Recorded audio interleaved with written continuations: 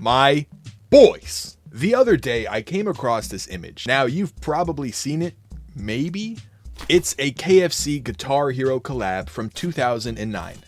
And at first it doesn't seem like anything out of the ordinary, you know, it's just a fast food promotional brand collab. But then you see the price. $6.99. $6.99 for one little chicken sandwich, 2 chicken strips, 2 sides, a biscuit, and a 32-ounce drink. How far we have fallen as a society, because I reconstructed this exact order on the KFC website and it came out to $24.36.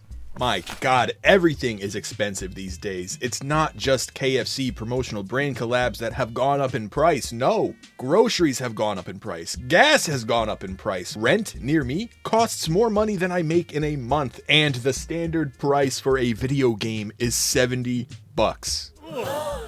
I know! You probably should have gasped at the groceries or the rent part, but yeah, $70 for a video game is preposterous. Video games are a hobby for a lot of people. They're a way of life for some, and to have your hobby, the thing that you enjoy most, what you look forward to after a long day, become yet another factor of monetary stress, it kinda sucks. Just not too long ago, video game prices were a big topic of conversation when Mario Kart World's price was revealed. You had people filled with a primal rage because of what seemed to be nothing more than corporate greed, and then you had people who didn't care. They thought it sucked, sure, but at the end of the day, they just wanted to play the games that they were looking forward to.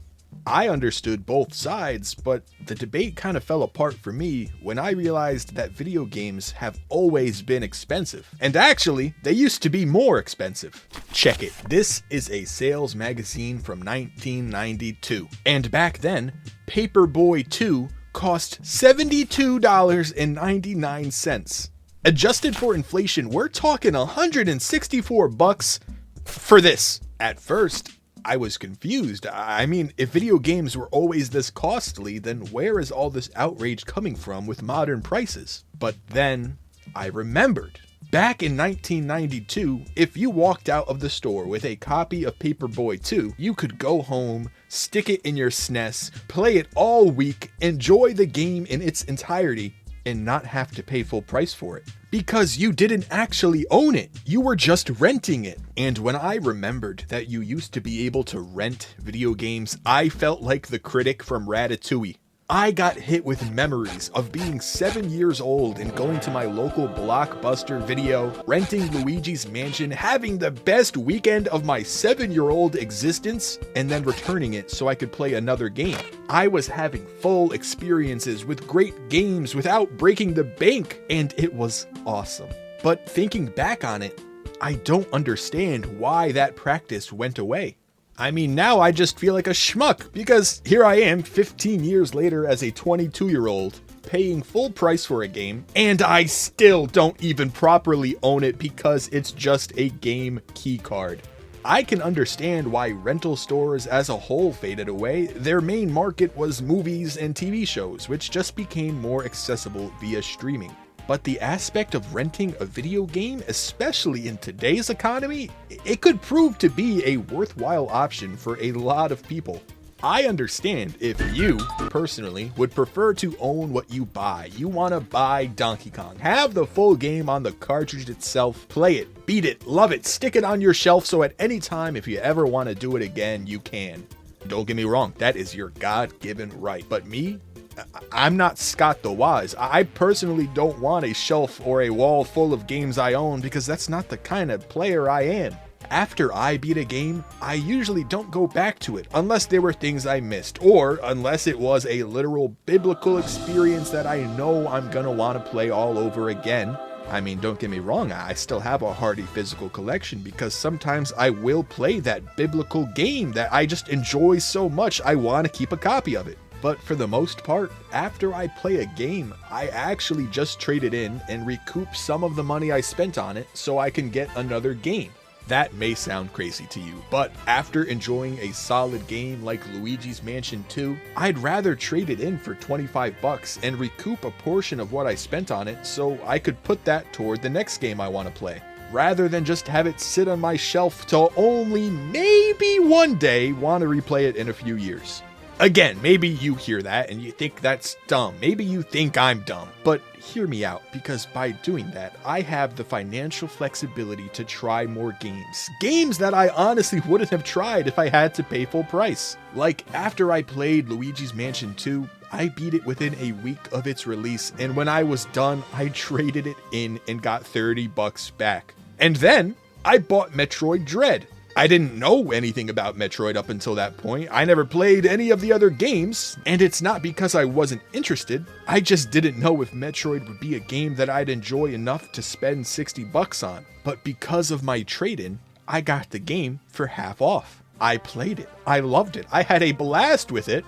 Then after I was done, I traded that in so I could buy Metroid Prime Remastered for, again, half the price. I was able to learn that I really enjoy Metroid games, although the GameStop trade-in method isn't without flaw. Yeah, sometimes you'll get back 40% of what you originally spent, but other times you're only getting back 20%, which is why I desperately want the option to rent a game to be available at more retailers. The only place where you can really rent a video game these days is online through GameFly. And big props to them, I actually think their service seems pretty solid. It's around $20 a month to be able to rent one game at a time and $27 a month to rent two at a time. The big drawback though is it's an online service, meaning you gotta wait for GameFly to send you the game, which can take anywhere from 2 to 10 days, maybe even longer if there's postal holidays. It's not the worst, and you're still getting a bang for your buck, but that wait time kinda ruins the allure of renting a video game in the first place. I mean, a lot of people are probably gonna rent a game because they're not too sure if they're gonna like it, and they don't want to commit to buying it in full.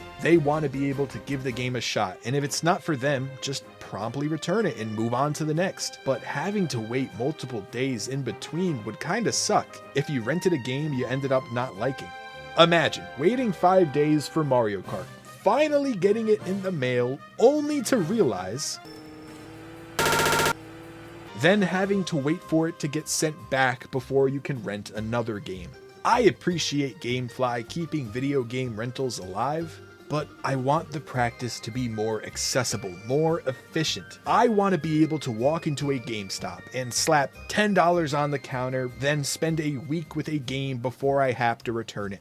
And hell, if I liked it enough, maybe I'd slap another 10 on the counter and keep it for another week, or just buy it in full if I really wanted. This is literally a business practice that benefits everyone.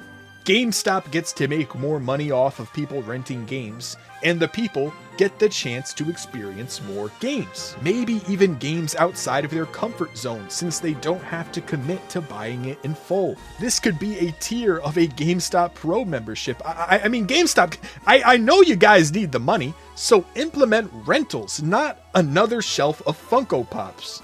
It seems like a no-brainer, but maybe I'm missing something. Maybe this is actually a bad idea. I don't know. I'm just one guy talking off the top of my head or the tip of my... What's this little twisty part of a sausage called? I don't know. Anyways, I want to hear your thoughts on the matter. Please let me know if this idea of renting video games is an option that you would partake in, or let me know if you wouldn't and why not. I have no life. I pretty much respond to all the comments I get, so go yell at me in the comments. Let me know what is up. But as always, my boys, take care of yourselves.